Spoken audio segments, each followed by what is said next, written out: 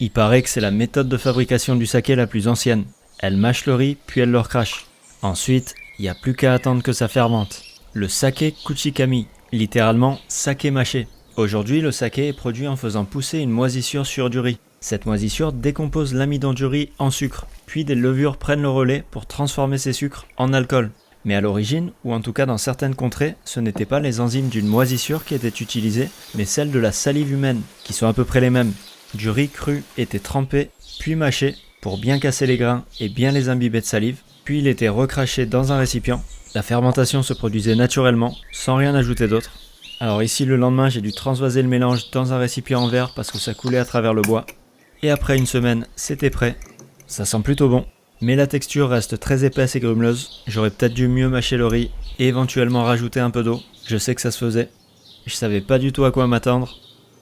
Mais au final, c'est plutôt pas mal.